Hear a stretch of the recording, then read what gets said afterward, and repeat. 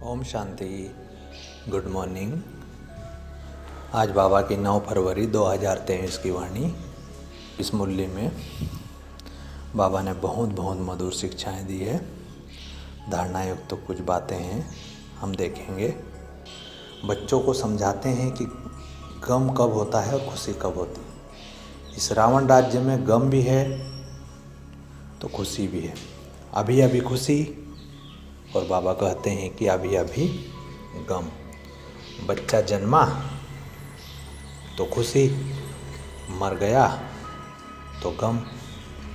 सन्यासी भी कहते हैं यहाँ का सुख जो है कागविष्टा के समान है, तो ज़रूर कहेंगे कि यह गम की दुनिया है। परंतु बाबा क्या कहते हैं, उन्हों को यह पता ही नहीं है कि सदा सुख जहाँ गम का नाम निशान भी नहीं है वो होता है सतयुग में। आगे बाबा कहते हैं दुनिया यह नहीं जानती। क्या नहीं जानती है? कि परमात्मा से क्या मिलता है।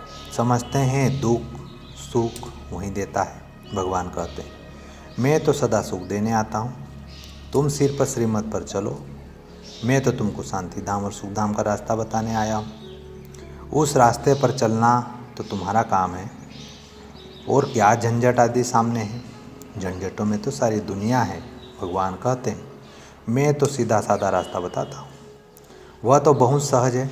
बाकी जो विपदाएं झंझट आते हैं ना, दुख आता है ना, बीमारी आदि होती है ना, देवाला मारते हैं, ये सब तुम्हारे कर्मों का हिसाब। सो हर एक को तो भोगना ही है। इनसे हमारा कोई ताल्लुक नहीं, हमारा कोई संबंध नहीं। मनुष्य समझते हैं कि पवित्र रहना बड़ा मुश्किल है, क्योंकि ऐसी शिक्षा किसी ने कभी नहीं दी है। भले कितने भी ब्रह्मचारी रहते हैं, परंतु यहाँ तो कायदा है गृहस्थ व्यवहार में रहकर पवित्र रहना है। कुमारी तो पवित्र है, उसके लिए तो बहुत सहज है। बाबा कहते हैं पवित्र ही रहो, गृहस्थ में न जाओ। इसमें सिर्फ हिम्मत चाहिए। तुम कह सकते हो कि हम भारत को स्वर्ग बनाने के लिए पवित्र रहना चाहते हैं, इसमें भारत का ही कल्याण है। पवित्रता का वर्षा हमको मिल जाएगा। आगे बाबा कहते हैं कि सतयुग में थी ही पवित्र दुनिया।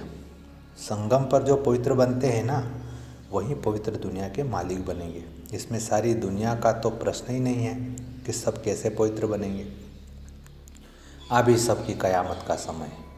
आप सभी को हिसाब किताब चुकतू कर वापिस जाना है। सब तो आकर ज्ञान नहीं लेंगे ना, जो सहज राजयोग सीखेंगे वो वर्षा पाएंगे। सारी दुनिया तो क्या, सारा भारत भी यह ज्ञान शून्य धारण नहीं कर सकता।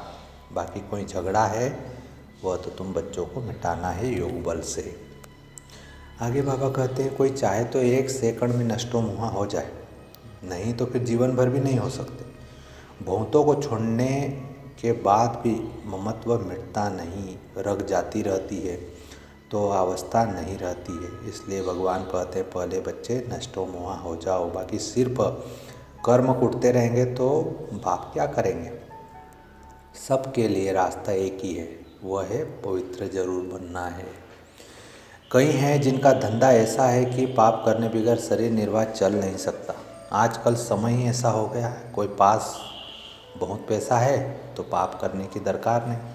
भगवान कहते हैं शांत में बैठ योग की कमाई करो, परंतु काम करने से पहले राय लेनी होती है। ऐसे नहीं काम करने के बाद बोले इस बात में फंस गया हूँ, क्या करूँ। बाबा समझाते रहते अगर धन बहुत है तो शांत में बैठ बाबा से वर्षा ले लो, धंधाधोरी का झंझट छोड़ दो। बाबा कहते तुम बच्चों जैसा तकदीरवान दुनिया में और कोई नहीं है। बाप तो कहेंगे सगे बच्चे बनो, ऐसी चलन दिखाओ जो बाप भी खुश हो जाए।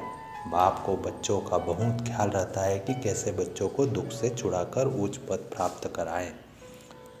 आगे बाबा कहते जितना समय याद में रहेंगे ना, उसका असर सारा दिन चलेगा।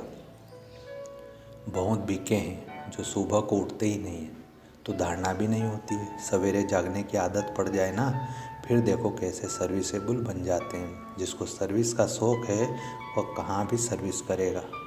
गाली तो मिलेगी, 100 में से 1 निकलेगा। इसमें लज्जा नहीं होनी चाहिए। सर्विस तो जहाँ तहाँ है, सिर्फ करने वाला चाहिए। बाबा युक्तियाँ तो बहुत बताते रहते हैं, बस नशा होना चाहिए। ये थे आज की वाणी से बाबा के मधुर मधुर मधुर मधुर शिक्षाएँ। अच्छा, ओम शांति।